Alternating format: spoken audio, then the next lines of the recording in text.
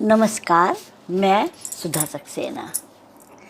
हम सब ने अपने आसपास देखा होगा कि अलग अलग लोगों में अलग अलग क्षमताएं होती हैं और बहुत सारे व्यक्तियों में कई क्षमताएं एक साथ होती हैं जिन्हें कि हम कहते हैं कि वह गुणवान हैं।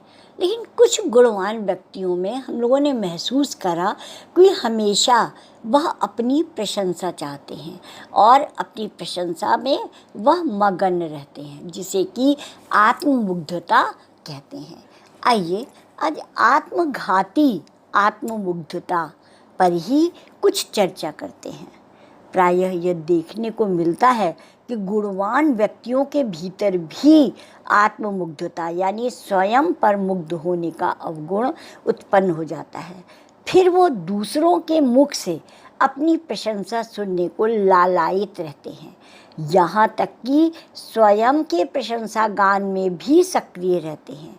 उन्हें यह स्मरण रहना चाहिए कि क्या सूरज स्वयं कहता है कि उसमें कितना तेज है, या फिर सागर को यह प्रशंसा सुनने की अपेक्षा रहती है कि उसमें कितनी गहराई है।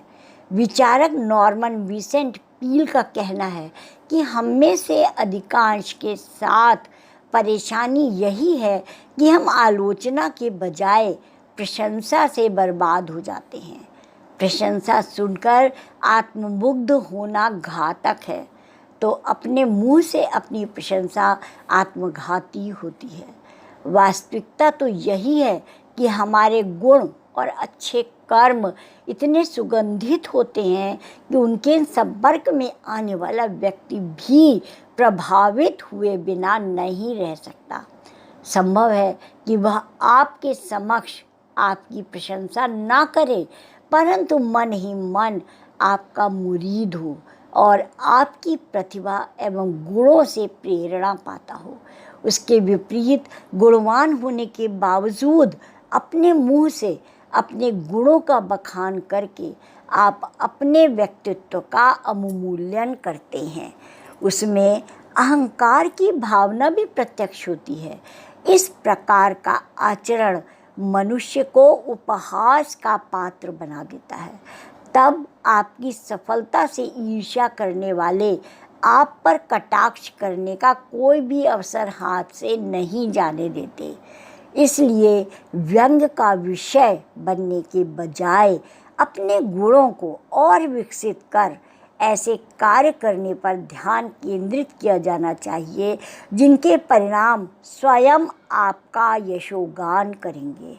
वस्तुतः प्रशंसा की अपेक्षा न करते हुए अपने कार्यों में लगे रहना ही विद्वानों का गुण है।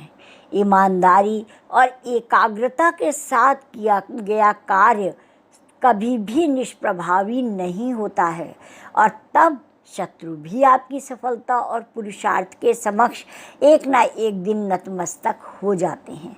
अतः प्रशंसा की आकांक्षा या आत्म प्रशंसा से ऊपर उठकर अपने लक्ष्य संधान में संलग्न कीजिए और आत्ममुग्धता को कम से कम करिए। यह अवश्य है कि प्रशंसा अच्छी लगती है, आप उस प्रशंसा से प्रेरणा लीजिए, लेकिन अहम की भावना ना आए मन में और ना ही आप अपने मुंह से स्वयं अपनी प्रशंसा कीजिए। तो आज इतना ही। आप सब ने मेरे चैनल को लाइक और सब्सक्राइब किया है